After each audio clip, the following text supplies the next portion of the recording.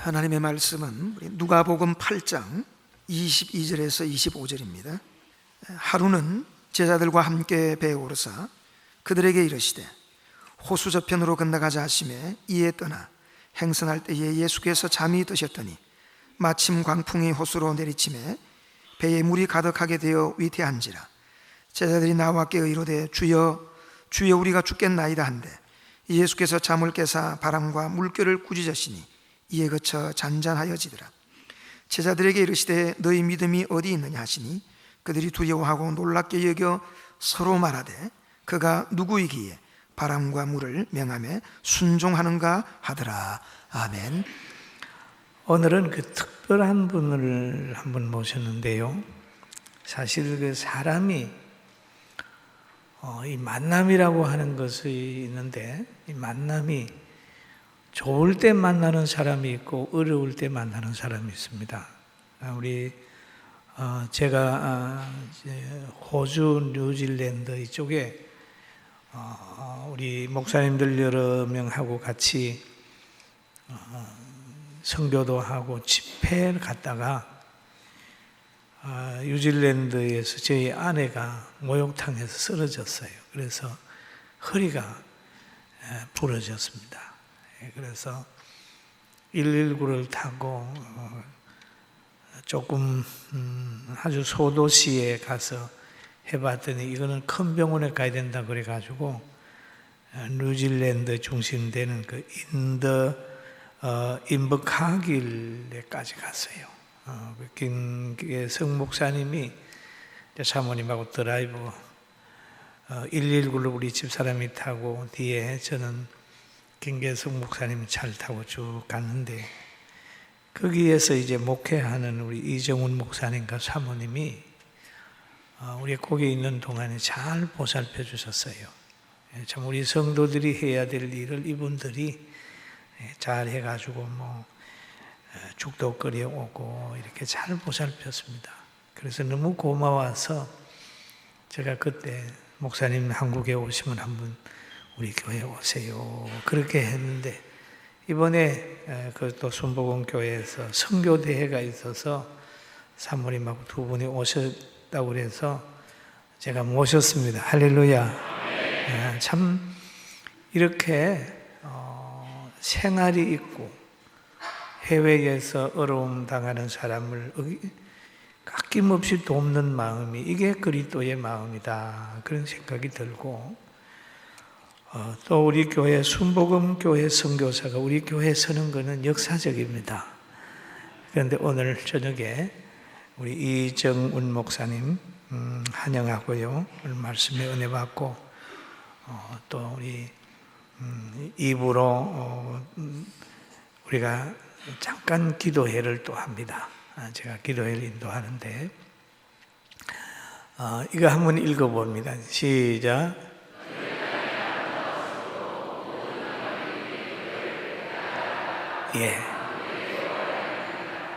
그런데 이 환경을 만들게 될 거예요.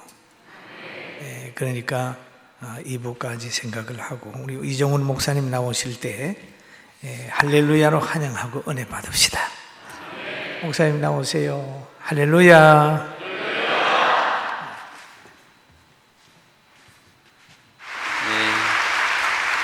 여러분 반갑습니다. 저는 땅끝에서 왔습니다. 지구 지도를, 세계 지도를 보면 가장 최남단에 뉴질랜드가 북섬이 있고 남섬이 있습니다. 남섬의 최남단에 인버카길이라는 곳에 한인교회가 하나 있습니다. 그곳을 제가 지금 12년째 담임하고 있습니다. 우리 목사님 오셔서 그곳에서 입원하신 곳입니다. 우리 사모님 이렇게 다치셔서 그 병원에서 이렇게 계시고 그때 만났는데, 제가 우리 목사님 뵐 때마다 정말 아버지 같고 너무 인자하시고, 오늘 또 대화하면서 제가 이게 힐링이 되는 것 같아요. 마음이, 그동안 아팠던 마음, 상처받았던 마음, 우리 목사님 대화를 통해서 저는 이제 부모님 두 분이 돌아가셨습니다. 그리고 누나랑 남동생이 결혼해서 살고 있는데 오래간만에 아버지의 그런 음성을 들은 것 같아서 얼마나 또 귀하고 감사한지 모르겠습니다. 할렐루야. 하나님이 이 밤에 이 저녁에 우리에게 큰 은혜를 주실 줄 믿습니다. 아멘. 할렐루야. 예, 오늘 하나님 말씀 보시겠습니다. 하나님 말씀은 22절인데요. 우리 같이 읽겠습니다. 읽어주십시오. 시작. 하룬 이르시되 호수 저편으로 건너가심에 이에 떠나 23절 행선할 때에 예수께서 잠이 드셨더니 마침 광풍이 호수로 내침에 배에 물이 가득하게 되어 위태한지라. 아멘. 이 하루는 그럽니다. 이 하루가 어떤 하루냐면 예수님이 안질병을 일으키시고 장님을 눈뜨게 하시고 죽은 자를 살립니다. 이때 많은 사람들이 예수님을 따릅니다. 예수님을 쫓아옵니다. 근데 예수님은 단 한 번도 사람의 관중에게 시선이 있지 않으셨습니다. 예수님은 늘 아버지한테, 하나님 아버지한테 관심이 있으셨습니다. 그리고 늘 새벽 미명에 한적한 곳으로 가서 아버지와 교제하고 하나님 아버지의 음성을 듣고 그의 공생애를 사셨습니다. 이 성경 본문에서도 하루는 그래요. 예수님이 제자들에게 말씀하십니다. 우리가 배를 타고 저 건너편으로 가자, 호숫가 건너편으로 가자라고 하십니다. 예수님의 제자들이 그 말씀을 듣고 순종합니다. 예수님의 제자들은 어떤 제자들입니까? 예수님께서 말씀하시되 나를 따라오너라 내가 너희로 사람을 낚는 어부가 되게 하리라 하시니 저희가 곧 배와 그물과 처자를 버려두고 주를 쫓으니라 하지 않았습니까? 대단하지 않습니까? 자신의 기업과 자신의 가족과 모든 것을 버리고 예수님을 쫓았습니다. 그것이 제자들의 삶이었습니다. 사실 오늘 성경의 본문도 예수님의 제자들은 잘못한 게 없어요. 순종한 거예요. 예수님이 건너편으로 가자, 배를 타고 가자라고 해서 간 거예요. 그냥 배를 준비했고 배를 타고 같이 갔습니다. 근데 문제가 생깁니다. 어떤 문제입니까? 예수님과 같이 타고 가는 배에 무엇이 왔다고 합니까? 뭐죠? 광풍이 왔다고 합니다. 여기서 보면 행선할 때 예수께서 잠이 드셨더니 마침 광풍이 호수로 내리침에 배의 물이 가득하게 되어 위태한지라 그럽니다. 광풍이 왔다는 거예요. 여기서 우리가 생각해 볼 필요가 있습니다. 예수님의 제자들의 입장에서, 사실 저희들의 입장에서, 저희들이 예수님 믿는 사람들 아닙니까? 저희들이 예수님을 따르는 사람들 아니에요. 저희들이 예수님의 제자 아닙니까? 제자들은 많은 것을 버리고 예수님을 쫓았고 그분의 말씀에 순종했고 따라갔고 지금도 말씀에 순종해서 배를 타고 가는데 어떻게 타고 가는 그 배에 광풍이 몰아칠 수 있냐는 거예요. 여러분, 예수님 믿어도 어려움이 있다 없다? 있다. 예수님 믿어도 암이 걸릴 수 있다 없다? 저는 그렇게 생각합니다. 근데 뭐가 다릅니까? 내 삶에 주님이 함께 하시는 거예요. 그것이 다른 거예요. 어려움이지만 내가 내 힘으로 내가 스스로 살아가는 것인가, 아니면 하나님 아버지가 나와 함께 하는 것인가, 이것이 그 인생의 많은 다른 것이라고 저는 믿습니다. 저는 2005년도, 그러니까 만 12년 전에 뉴질랜드로 파송되어 선교사로 나갔습니다. 저는 뉴질랜드가 어디 있는지, 호주가 어디 있는지도 몰랐습니다. 말씀에 순종해서 갔습니다. 제가 뉴질랜드를 가고 교회를 갔을 때, 교회를 부임해서 갔는데 굉장히 놀랐습니다. 어떻게 놀랐냐면 두 가정이 있는 거예요. 교회에 두 가정이 있는 거예요. 그리고 중고등학생들 몇 명이 있는 거예요. 이런 교회도 있구나. 그래도 한국에서 신학교, 대학원 다닐 때 그래도 내가 그때는 젊으니까, 물론 지금도 젊지만 할렐루야. 예, 설교를 하면 많은 사람들이 모일 줄 알았어요. 그랬는데 제가 갔을 때 그 교회에 두 가정이 있었어요. 그리고 지역 전체에 한인이 많지 않았어요. 제가 두 가정을 데리고 목회를 10년을 했습니다. 할렐루야. 10년을 했어요. 제가 수백 명, 수천 명, 수만 명, 수십만 명 목회했다는 목사님들 말씀과 간증은 많이 들었는데 두 가정을 데리고 10년을 목회했다는 간증은 아직 들어보지 못했습니다. 제가 그런 사람입니다. 할렐루야. 예, 저는 영광스럽습니다. 저는 하나님 앞에 제 상급이라고 생각합니다. 왜냐하면 제가 34살에 갔는데 이제 46살이 됐어요. 30대 중반에서 40대 중반까지의 가장 혈기 있고 가장 무엇을 해보고 싶었던 그 시기, 물론 지금도 그렇지만 그 시기를 두 가정을 데리고 10년을 목회한다는 것이 정말 어려웠습니다. 고통스러웠습니다. 떠나고 싶었습니다. 사람이 제가 10년이 있으면서 그런 생각이 들었어요. 정말 제가 있는 지역은 최남단입니다. 가장 사람이 없는 곳이에요. 아직 한국 식품점도 없고 한국 식당도 없는 곳입니다.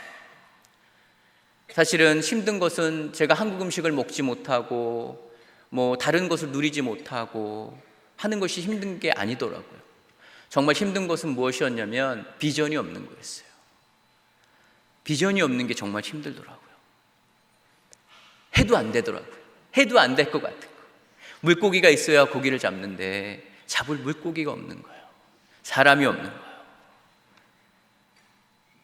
저한테는 정말 고통스러운 시간들이었습니다. 뉴질랜드가 저희가 최남단이기 때문에 바닷가입니다. 바닷가. 제가 하루는 바닷가에 갔습니다. 그리고 바닷가 가서 하나님 저를 이곳에서 좀 벗어나게 해주십시오. 제가 정말 죽겠습니다. 하나님 그렇지 않다면 저는 이 바닷가에 지금 뛰어들겠습니다. 제가 그렇게 고백했던 적이 기억이 납니다. 하나님은 저에게 지난 12년의 시간을 그 땅에 살게 하면서 가르쳐 준 것이 첫째는 한 영혼이 온천하보다 귀하다는 것을 가르쳐 주셨습니다. 정말 몇 사람 되지 않기 때문에 우리 청년 한 명이라도 교회를 떠나게 되면 제가 며칠간 잠을 못 잡니다. 잠을 못 자겠더라고요. 한 영혼이 온천하보다 귀하다는 하나님의 마음을, 예수님의 마음을 가르쳐 주셨습니다. 두 번째는 제 안에 있는 혈기를 하나님이 다루셨어요. 그러니까 하나님은 사실 생각하는 것은 너희가 하나 너희의 발길을 인도하시는 이는 여호와시니라. 사람이 마음으로 자기의 길을 계획할지라도 그 길을 인도하시는 이는 여호와시니라라고 말씀하십니다. 제가 그 땅에 간 것이 우연이 아님을 믿습니다. 제가 지금 그 땅에서 사역하고 있는 것이 우연이 아님을 믿습니다. 제가 지금 이 자리에 이 강대상 위에 서는 것이 결코 우연이 아님을 믿습니다. 지금 여러분들이 이 자리에 앉아서 이 아름다운 교회에서 예배드리는 것이 결코 우연이 아님을 믿습니다.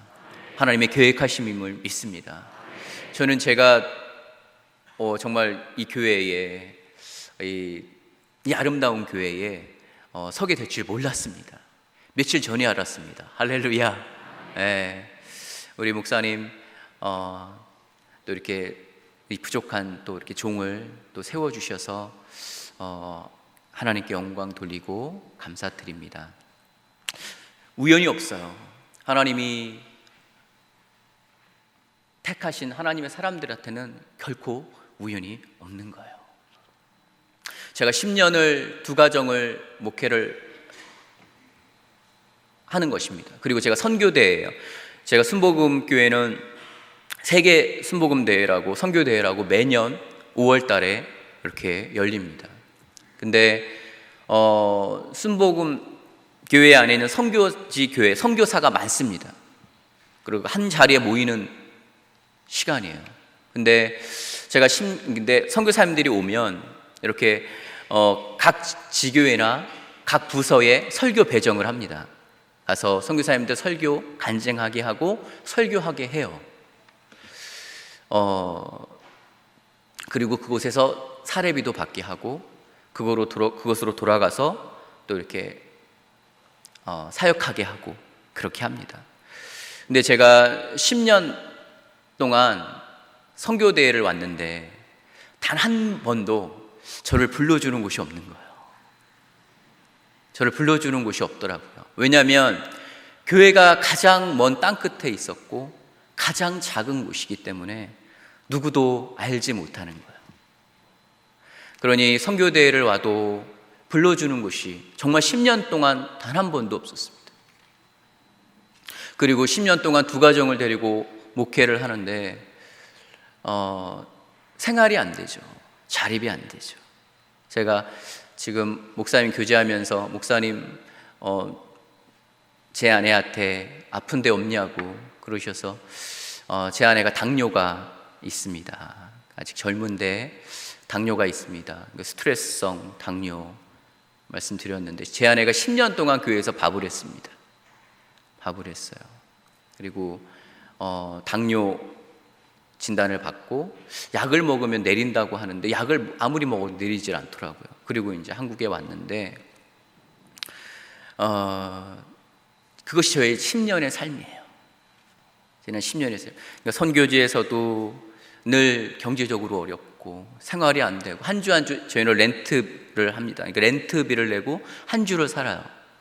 그리고 근데 한 주 한 주 렌트비 내는 것이 너무 힘들고 뭐 사례비는 당연히 받지도 못하고 두 가정이 어떻게 사례비를 받습니까? 그리고 한국의 선교대라고 오면 이게 저 뒤에 가야 있어야 하는 그것이 사실 저의 10년의 삶이었습니다. 근데 하나님은 인생의 반전을 주시더라고요. 10년이 딱 지나니까 만 10년이 딱 지나니까 하나님이 길을 여시더라고요. 그러니까 저희들의 인생에 정말 아까 목사님 말씀하시는데 인내가 필요하다 그러시는데 정말 인내가 필요한 것 같습니다. 제가 제 힘으로 그리고 제가 어떻게든 벗어나 보려고 했는데 하나님이 그곳에 데려다 놓으시니까 벗어날 수가 없더라고요. 여러분들의 인생도 마찬가지 아니겠습니까? 여러분 하나님이 함께 하시고 하나님이 움직이시지 않으면 안 되는 거예요. 내가 아무리 벗어나려고 하고 내가 아무리 내 힘과 이성과 지식으로 내 능력으로 해보려고 해도 안 되잖아요. 하나님이 하셔야 되는 거예요. 하나님이 아니면 안 되는 거예요. 10년이 딱 지나니까 제가 사는 지역에 한인이 한 명씩 모여들기 시작하더라고요. 작은 학교가 기술학교 같은 대학이 하나 있는데 그 학교를 통해 학생들이 이렇게 한 사람씩 모여들더라고요. 그리고 선교대회를 갔는데 한 번도 없었는데 10년이 딱 지난 다음부터 저를 불러주기 시작하더라고요.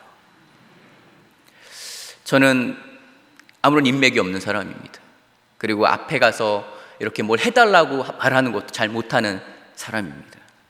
근데 하나님이 하시니까 그 일이 되더라고요. 어저께 여의도 순복음교회 본성전에서 미스바 성회라고 8시 반부터 1시까지 집회가 있었습니다.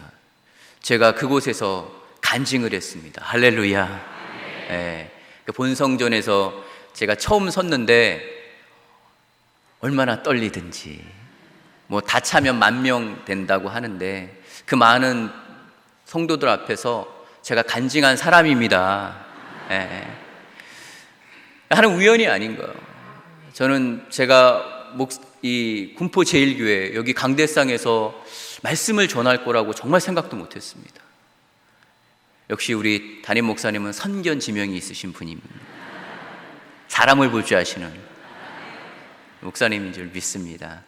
우리 목사님 정말 카리스마 있으시고 정말 아버지 같은 우리 목사님 얼마나 감사한지 모르겠습니다. 그렇게 10년이 지나서 한 사람씩 모여들었습니다. 그리고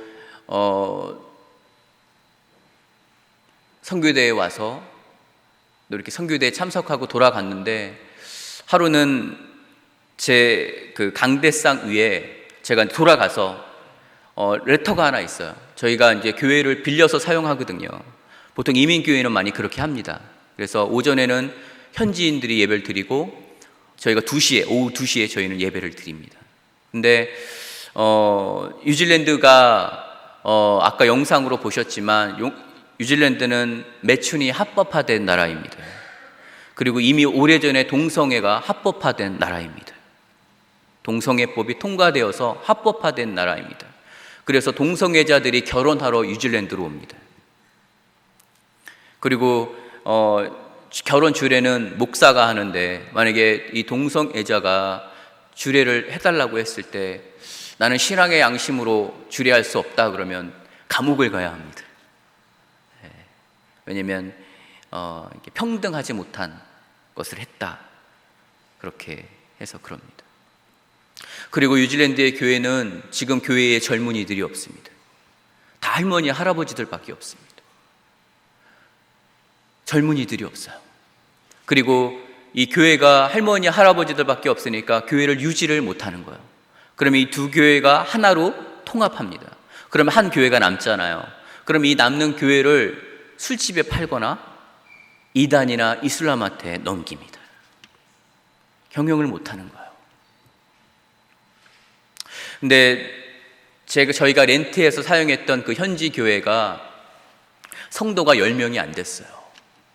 근데 저희는 10년 이후에 한 사람씩 사람들이 모여들고 성도들이 늘다 보니까 현지 교회에서 굉장히 불편해하는 거예요. 그러니까 마치 주객이 바뀐 듯한, 우리가 주인이고 렌트를 주는데 우리는 얼마 없는데 교회는 늘어나니까 마음이 안 좋았던 것 같아요. 제가 렌트를 살았기 때문에 잘 섬겼는데 레터 한 장이 강대상 위에 올라져 있더라고요. 2주 안에 나가십시오.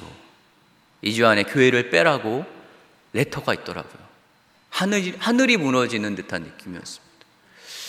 저희가 한인교회가 새벽에 새벽 예배하고 부르짖고 금요 철야하고 주일 예배 드리기 때문에 저희를 받아줄 교회가 없는 거예요. 저희가 또 예배 드리고 나서 밥을 먹거든요. 근데 이 음식 냄새 때문에 현지 교회들은 싫어합니다.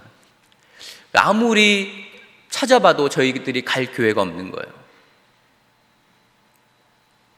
근데 마침 그때 제가 사는 지역에 한 교회가 4년간 비워져 있는 교회가 하나 있었습니다.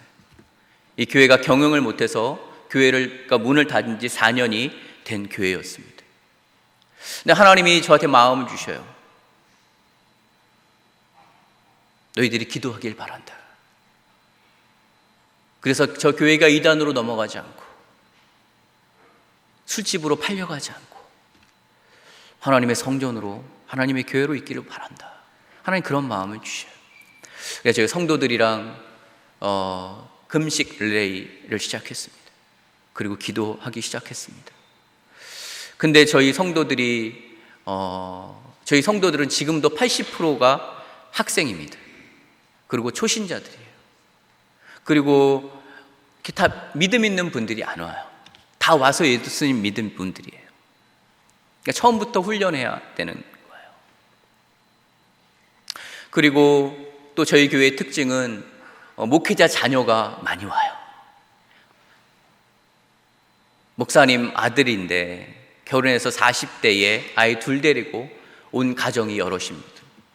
상처받고 아픔이 있는, 와서 교회에서 회복되어지고 하는 그런 일들이 하나님 저희 교회를 그렇게 사용하시는 것 같습니다. 문제는 저희가 기도하는데 성도들이 믿음이 없는 거예요. 아니, 우리가 몇 사람이나 된다고 교회가 필요합니까? 근데 당장 쫓겨내서 우리 갈 데가 없는데 그럼 목사님 집에서라도 그냥 예배 드리죠 뭐. 그래서 사람들은 그냥 그렇게 생각하는 거예요. 근데 그것도 한계가 있는 거죠. 그래서 제가 먼저 믿음에 이런 일이 있었어요. 그러니까 그때에 하나님께서 하신 일이 무엇이냐면 대한민국 대사관에서 연락이 왔습니다. 그 뭐냐면 한국에서 호주로 워킹 홀리데이 커플이 가서 3년 동안 일해서 돈 벌어서 한국으로 가기 전에 뉴질랜드에 와서 여행하고 간다고 왔다가 차 사고가 나서 그 자리에서 자매는 즉사하고 사망하고 형제가 살아났어요. 그리고 이 살아난 형제와 이 사망한 자매가 제가 있는 지역으로 후송이 된 겁니다. 우리 사모님, 목사님 오신, 그러니까 그쪽은 제가 있는 땅 끝에 사우스랜드 하스피털이라고 사고가 나면 그쪽으로 다 후송이 되어 오는 거예요. 우리 사실 목사님 사모님도 그래서 뵌 거죠. 예, 갔더니 이미 양가의 부모님들이 와 계시더라고요. 근데 거기서 이 사망한 자매의 부모님, 살아난 형제의 부모님, 정말 희비가 갈리더라고요. 근데 이 자매의 쪽은 철저한 불교 신자였습니다. 그리고 제가 장례를 해드리고 정말 사랑으로 잘 모시고 장례를 하고 도와드렸습니다. 이때에 이 형제의 어머니가 저를 찾아왔습니다. 근데 정말 빌었어요. 저한테 빌면서 얘기하시는데, 목사님, 사실은 저희 어머니가 권사님입니다. 저희 어머니는 새벽에 나아가서 늘 저를 위해서 기도하시던 권사님입니다. 지금도 기도하십니다. 근데 저는 믿음이 안 생기더라고요. 그래서 늘 새신자반만 갔다가 왔다가, 그것이 제 지금까지의 신앙의 인생입니다. 그런데 만약에 목사님이 도와주시면 제가 한국 가서 교회 다니겠습니다. 예수님 믿겠습니다. 도와주십시오라고 하는 거예요. 왜냐하면 형제가 운전을 하다가 사고가 났기 때문에, 형제가 운전을 하다가 사고가 나서 이 자매가 죽었기 때문에 어찌 재판을 받아야 되는 거예요. 근데 말도 안 통하죠. 변호사도 사야 되죠. 잘못하면 구속되게 된 거예요. 그러니까 뭐 도와달라는 거예요. 근데 정말 그리스도의 사랑으로 섬겼습니다. 도와드렸습니다. 그리고 하나님 은혜 주셔서 아무 문제 없이 이 형제가 또 돌아가게 됐어요, 한국으로. 그러면서 이 어머니가 감사하다고 교회에 1,000만 원을 헌금했어요. 이때에 저희 성도들이 놀란 거예요. 왜냐하면 저희가 금식하면서 기도하면서, 하나님, 저 교회 정말 우리가 사야 하는 겁니까?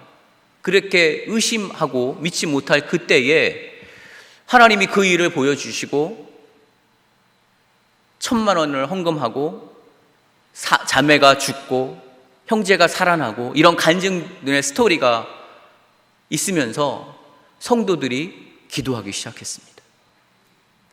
그리고 저희가 아들딸이 제가 있는데, 저희 아들이 2살, 저희 아들이 3살, 저희 딸이 2살 때 갔습니다. 지금 고1, 중3인데, 할렐루야. 그렇게 안 보이죠? 반응이 없어요. 네. 그랬는데 뉴질랜드는 한국처럼 이렇게 의술이 발달하지 못했습니다. 특별히 어릴 때 이가 많이 썩어서 아이 둘을 이렇게 재우고 마취를 하고 양쪽 이빨을 많이 뺐어요.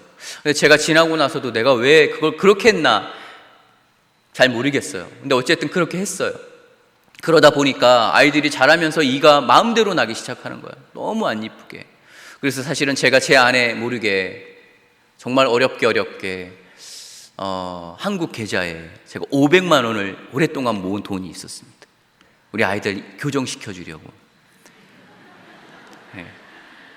왜냐면 그렇게 안 하면 돈을 모을 수 없기 때문에. 제가 그것을 찾아다가 하나님 앞에 먼저 건축헌금 제가 드렸어요. 그리고 나서는 저희 성도들이 십시일반으로 헌금하기 시작했습니다. 어떤 자매는 자신의 2달치, 정말 $2 샵이라고 정말 아침부터 저녁까지 일하면서 모은 2달치 월급을 헌금하고요. 그렇게 해서 저희가 헌금을 했습니다. 그래도 턱없이 부족하죠. 그때에 하나님께서 하나님의 천사들을 보내시고 하나님의 사람들을 보내주셔서 채워주시기 시작하셨어요. 할렐루야. 하나님이 계획하셨던 거예요. 그리고 저희가 작년 11월에 하나님 앞에 헌당을 했습니다. 할렐루야. 그러니까 제가 이제 저는 한 번도 제가 제 집에서 살아보거나 새 차를 타본 적이 없습니다. 근데 헌당을 하면서 입당과 헌당의 차이도 몰랐어요. 근데 그러니까 입당은 빚을 내서 교회를 사는 것이 입당이고, 헌당은 빚 없이 하는 겁니다. 제가 헌당했습니다. 할렐루야. 헌당했어요. 빚 없이, 빚 하나 없이 하나님 앞에 헌당했어요. 기적입니다. 이건 정말 기적이에요. 그래서 뉴질랜드에서도 제가 뉴질랜드의 크리스찬 라이프라는 신문이 있는데 제가 매달 글을 싣습니다. 왜냐하면 어떻게 이런 일이 땅끝에서 가능한 일인가. 그리고 오클랜드라는 그 북섬의 가장 큰 도시에서 교회들이 선교를 계속 옵니다. 한 달에 한 번씩 옵니다. 오면서 너무 놀라는 거예요. 어떻게 이 땅끝에 사람도 없는 이곳에 교회가 존재할 수 있고 유지가 될 수 있었고 헌당까지 할 수 있었나. 너무 놀란 거예요. 그리고 한국에서도 그렇고요. 이 모든 것이 정말 하나님의 은혜임을 고백합니다. 오늘 말씀에서 이렇게 얘기합니다. 행선할 때 예수께서 잠이 드셨더니 마침 광풍이 호수로 내리침에 배에 물이 가득하게 되어 위태한지라. 저는 제가 아까 말씀드렸죠. 정말 제 삶이 저는 연명이었습니다. 연명. 그냥 하루하루 살아가는 거였어요. 오늘 하루 살자. 왜냐하면 내일을 기대할 수 없고 내일을 기약할 수 없으니까, 앞이 보이지 않기 때문에 제 안에 제가 같이 왔는데 제 안에 저한테 떠나고 싶다고 정말 많이 울면서 저한테 얘기했습니다. 근데 갈 데가 없는데, 하나님 부르셨는데 오라는 데가 없는데, 갈 곳이 없는데 하나님께 붙잡아 두시더라고요. 저는 이때의 이 제자들의 마음이 저의 마음이었다고 생각합니다. 사실은 이 마음은 저뿐만 아니라 지금 앉아 계신 우리 성도님들의 마음이라고 믿습니다. 여러분들의 삶에 남한테 말하지 못하지만 광풍이 있지 않습니까? 어려움이 있지 않습니까? 고난이 있지 않습니까? 힘듦이 있지 않습니까? 여러분, 하나님은 우리에게 더 큰 은혜를 주시기 위해서 우리에게 지금의 고난을 허락하신 줄 믿습니다. 지금 우리에게 있는 이 고난과 어려움은 끝이 아니에요. 목적이 아니에요. 과정이에요. 이것을 거쳐야지 하나님이 우리를 사용하시는 거예요. 하나님의 뜻대로 우리를 빚어가시는 거예요. 하나님의 택한 사람들, 여러분 잘 아시죠? 여러분, 사울왕, 이스라엘의 첫 번째 왕 사울왕, 두 번째 왕 다윗. 사울왕은 준비함 없이 세워진 왕입니다. 이스라엘 백성들이 하나님한테 왕을 달라고 해서 하나님이 세우신 왕입니다. 근데 두 번째 왕 다윗은 젊어서 기름 부음을 받았지만 철저히 10여 년을 광야에서 지냅니다. 왜냐하면 다윗에게 그 광야의 시간이 없으면 다윗과 같은 왕이 될 거라는 것을 하나님은 너무나 잘 아셨어요. 그래서 사울과 같은 왕이 될 거라는 것을 너무나 잘 아셨어요. 그래서 다윗을 사랑하셔서 그에게 20년 가까운 시간을 광야로 모르십니다. 그리고 다윗을 만지셔요. 그리고 시간이 지남에 따라 다윗이 진정한 왕으로서 설 수 있게 하나님이 인도하시는 것입니다. 저는 아직도 제 삶이, 제가 있는 곳이 저는 광야라고 믿습니다. 하지만 그것이 끝이 아님을 믿습니다. 아니, 끝이라 그래도 하나님 부르신 곳에서 제가 이렇게 있는 것이 은혜입니다. 제가 그런 고백을 합니다. 24절에 보면 이렇게 합니다. 다시 한번 24절 같이 읽어주십시오. 시작.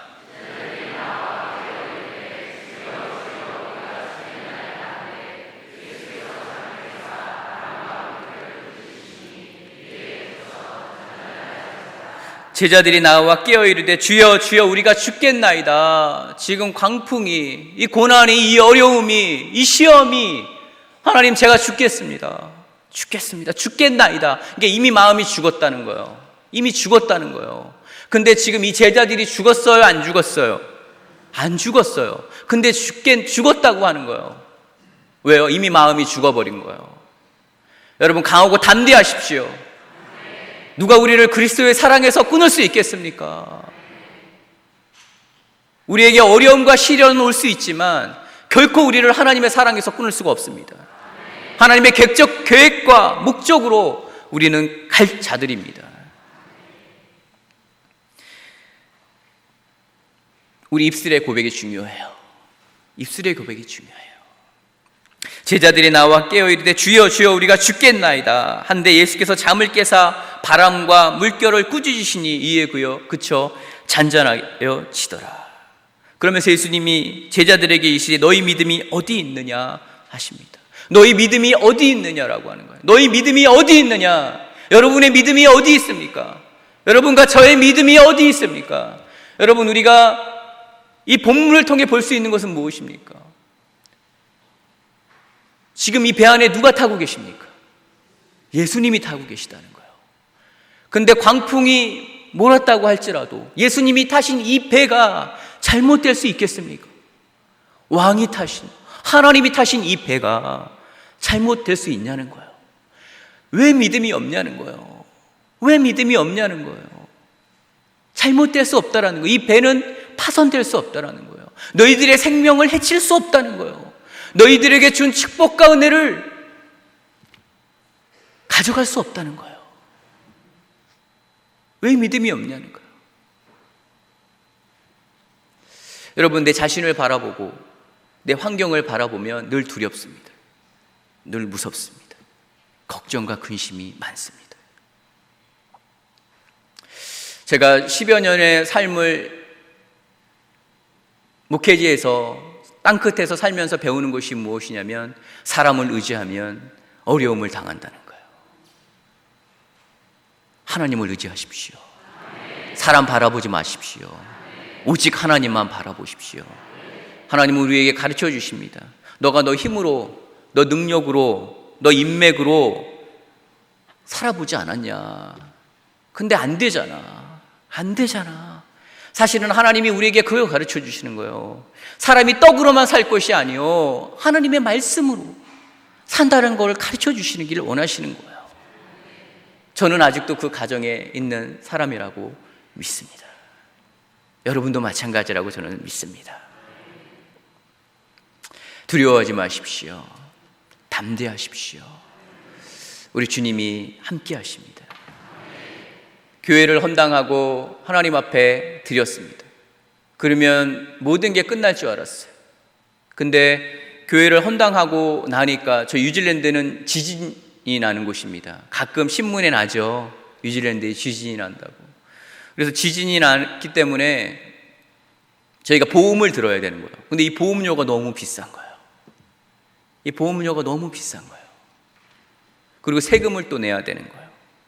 근데 저희가 아직도 저는 저희 교회에서 사례비를 받지 못합니다. 이 감당하기가 쉽지 않은 거예요. 그러면 어떻게 해요? 기도하는 거예요. 새벽에 나아가서 하나님 앞에 기도하는 거예요. 그래서 저희가, 그러면 제가 매달 보험료 내는 페이를 하고, 그리고 세금도 내고, 지금 저희 교회에 큰 은혜가 있습니다. 저는 꿈을 꿉니다. 어떤 꿈을 꾸냐면, 저희가 한 500평 정도 됩니다. 넓죠? 할렐루야. 넓습니다. 넓은 빈터가 있어요. 그러면 그곳에 저는 선교센터를 짓고 싶습니다. 그래서 우리 선교사님들, 목사님들, 우리 성도님들 오셔서 영적으로 충전하시고 안식하시고 그곳에서 다시 재충전되셔서 지내실 수 있는 그런 곳을 짓기를 제가 꿈을 꿉니다. 아직 제가 뭐 가진 것도 없고 보이는 것이 없지만 꿈을 꾸는 거예요. 그리고 제가 사는 지역에 중국 학생만 700명이 있습니다. 제가 그 학생들을, 저희 오랫동안 양육한 조선족 청년이 있어요. 그 청년을 통해서 저희가 통역기를 구입하고 예배를 드리고 그들을 또 훈련하려고 합니다. 그러니까 꿈을 꾸는 거예요. 비전을 갖는 거예요. 아무것도 없고 정말 연약한 하나님이 이 작은 자를 그 땅에 부르셔서 하나님 말씀대로 살게 하시고 또 하나님 앞에 헌당하게 하시고 또 비전을 따라 살아가게 해주신 그 은혜가 얼마나 크고 감사한지 모르겠습니다. 제가 더 하고 싶은데 시간이 너무 많이 지났기 때문에 제가 이것으로 말씀을 마치겠습니다. 여러분 기뻐하십시오. 감사하십시오. 성령 충만하십시오. 하나님이 우리를 사랑하십니다. 할렐루야.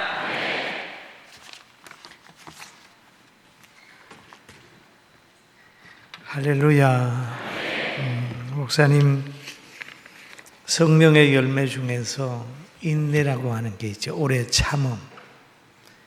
이 열매가 참 귀한 거예요. 할렐루야. 10년을 하루같이 잘 지내고 제가 만났을 때도 꿈이 없어서 힘들어하는 모습을 제가 봤습니다. 그리고 오늘부터 이제 헌당했다니까 대단합니다. 할렐루야. 우리 지금 헌당도 못했는데 그 교회는 헌당했다고 하니 너무 감사하고요. 우리 오늘 귀한 말씀 보면 목사님이 주신 말씀 우리 마음에 딱 가로 새기면서 예수님 계셔도 예수님 모시고 가도 그 배는 강풍을 만날 수 있다 그랬죠. 근데 이 강풍이 잠잠하게 하려고 하면 그러잖아요. 예수님을 깨우는 거예요. 예수님 우리가 이렇습니다. 그러잖아요. 예수님이 깨가지고 말씀하잖아요. 바람과 바다를 꾸짖었어요. 그럼 우리 가운데 예수 믿는 우리들도 지금 풍랑을 만날 수 있죠. 가정에도 풍랑, 사업장에도 풍랑, 개인의 심령에도 풍랑, 여러 가지 풍랑이 왔을 때 뭘 해야 될까요? 예수님, 우리 죽게 됐습니다. 라고 하는 기도를 할 때 변화가 있을 줄로 믿습니다. 할렐루야. 그래서 이번 1000일 기도가 굉장히 중요해요. 창세기를 보면은 야곱이 굉장히 위기를 당해요. 위기를 당하는데 에서가 받는 축복을 야곱이 받는 다음에 에서가 화가 나서 막 죽인다고 펄펄 뛰니까 엄마가 그러는 거 야곱아, 너 외갓집으로 가 그러잖아요. 야곱이 가서 외갓집으로 가다 보니까 날이 저물어서 베델이라고 하는 곳에 거기에서 잠을 자는 거예요. 잠을 자다 보니까 뭐가 되냐, 사닥다리가 있는데 그 천사가 오르락 내리락 하는 거예요. 거기에서 야곱이 기름을 쫙 부으면서 돌배에 기름을 부으면서 기도하잖아요. 그 기도한 내용을 보면 이런 넷말이 있어요. 여러분 잘 듣기만 하세요. 그곳의 이름은 베델이라 하였더라. 이 성의 옛 이름은 루스더라. 야곱이 서원하여 이르되 하나님 나와 함께 계셔서 내가 가는 길에서 나를 건지시고 먹을 떡과 입을 옷을 주시고 내가 편안히 아버지 집으로 돌아가게 하시오면 여호와께서 나의 하나님이 되실 것이요 내가 기둥으로 세운 이 돌이 하나님의 전이 될 것이요 하나님께서 내게 주신 모든 것에서 10분의 1을 반드시 하나님께 드리겠나이다. 할렐루야. 이렇게 서원을 합니다. 그러면서 외갓집으로 가는 거거든요. 그래서 우리는 신앙 하나님을 아버지로 모시고 두 번째 서원을 하는 것은 일용할 양식을 주시길 바라고 또 건강하게 돌아오면 하나님의 집을 세우고 물질을 주시면 10분의 1을 분명히 드리겠습니다 하고 서원하며 기도한 내용이 있는데 하나님께서 우리 교회에 복을 주시려고 오늘 우리 목사님 오셔서 너희 믿음이 있느냐 인내하면 분명히 선하게 인도한다는 말씀을 주셨어요. 할렐루야. 여러분 하나님의 음성으로 받기를 주의 이름으로 축원합니다. 축원합니다. 이 복음을 들어야 될 사람에게 하나님은 들려주는 거예요. 바울 사도에게 그가 다메섹 도상에 있고 다메섹에 갔을 때 아나니아를 들어서 역사하신 같이 오늘 우리에게 역사하신 말씀이니까 이 말씀 생각하면서 우리 통성으로 한번 주여 나에게 믿음을 주사 1001 24시간 기도 잘 참석하고 야곱이처럼 그렇게 서원하여 기도해서 약속 지키고 정말 야곱의 아들 12명이나 되는 엄청난 축복을 받는 이스라엘의 그 모든 것을 구성을 하는 그런 자가 되게 해달라고 통성으로 한번 기도하겠습니다. 지금은 우리 주 예수 그리스도의 은혜와 하나님 아버지의 그 크신 사랑하심과 성령님의 감동과 충만되어 교통하심이 사랑하는 성도들과 그리고 오늘 저 뉴질랜드에서 목회하는 이 목사님과 사모님, 동행하는 김계성 목사님과 사모님과 동행하는 모든 분들 머리 위에 그리고 우리 성도들 위에 특별히 우리 청년 찬양대 머리 위에 우리 모두들 위해 지금부터 영원 무궁토록 함께 있을지어다. 아멘.